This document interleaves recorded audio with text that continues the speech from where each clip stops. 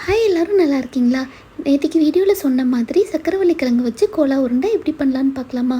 நான் இன்றைக்கி சொல்கிற குவான்டிட்டி உங்களுக்கு 20 உருண்டை வரும். நான் இன்றைக்கி நல்லா பெரிய மீடியம் சைஸில் இருக்க சக்கரவள்ளி கிழங்கு எடுத்திருக்கேன்.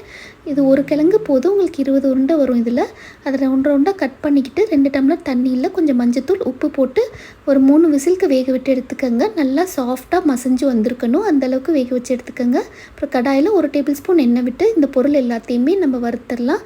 ஒரு பட்டை, ஒரு கிராம்பு, ஒரு ஏலக்காய், 1 டீஸ்பூன் சோம்பு, 1 டீஸ்பூன் சீரகம், 1/2 டீஸ்பூன் மிளகு சேர்த்துக்கோங்க. அதுக்கப்புறம் காரத்துக்கு 2 வரமிளகாய், 1 பச்சை மிளகாய் சேர்த்துக்கோங்க, கரெக்டாக இருக்கும். இது எல்லாத்தையும் போட்டு வறுத்துட்டு அதுக்கப்புறம் ஒரு 10 சின்ன வெங்காயம், 10 பல் பூண்டு, ஒரு துண்டு இஞ்சி அதையும் சேர்த்து வறுத்துக்கோங்க. அப்புறம் ஃபைனலாக 2 டேபிள் ஸ்பூன் பொட்டுக்கடலையும் சேர்த்துட்டு இதையும் ஒரு 2 நிமிஷம் நல்லா வதக்கிக்கோங்க. அதுக்கப்புறம் வேக வச்ச சக்கரவள்ளி கிழங்க தோலை உரிச்சிட்டு ஒன்றும் பாதியமாக இந்த கிழங்கை மசிச்சுட்டு இதோட சேர்த்துக்கோங்க. ஒரு 2 செகண்டுக்கு நல்லா வதக்கி விட்டுட்டு அதுக்கப்புறம் இந்த கோலா உருண்டைக்கு தேவையான அளவு உப்பு சேர்த்துக்கோங்க.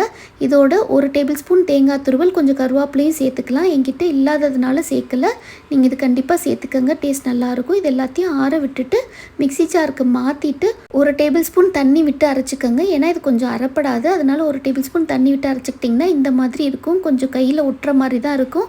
அதனால் இது ஒரு பாத்திரத்துக்கு மாற்றிட்டு இதில் ஒரு 1/2 கப் பச்சரிசி மாவு சேர்த்துக்கோங்க. ஸோ உங்களுக்கு கொஞ்சமாவது ஒட்டாமல் வரும், கிறிஸ்பியாகவும் வரும். அதனால் 1/2 கப் மாவு சேர்த்துட்டு நல்லா பிசைஞ்சு விட்டுக்கோங்க. இப்போ ஓரளவு ஒட்டுற மாதிரி தான் இருக்கும்.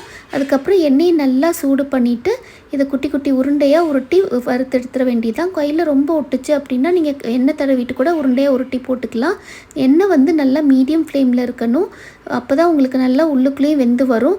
ஹை ஃப்ளேமில் மட்டும் வச்சிடாதீங்க, மீடியம் ஃப்ளேமில் வச்சுக்கிட்டு 5 நிமிஷம் நல்லா கோல்டன் ப்ரௌன் ஆகிற வரைக்கும் ஃப்ரை பண்ணிக்கோங்க. வெளியில் நல்லா கிறிஸ்பியாகவும் உள்ளேயும் நல்லா வெந்து வரும். அதனால் மீடியம் ஃப்ளேம்லேயே வச்சு வறுத்துக்கோங்க.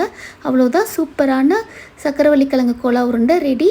இப்போ நான் ஓப்பன் பண்ணி காமிக்கிறேன் பாருங்கள். வெளியில் கிறிஸ்பியாகவும் உள்ளுக்குள்ளேயும் நல்லா வெந்து வந்திருக்கும்.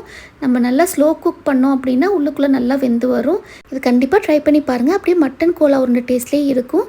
மட்டன் கோலா உருண்டை ரெசிபி கூட நான் ஷேர் பண்ணியிருக்கேன். அந்த வீடியோ லிங்க் கீழே டேக் பண்ணுறேன், செக் பண்ணி பாருங்கள். தேங்க்யூ.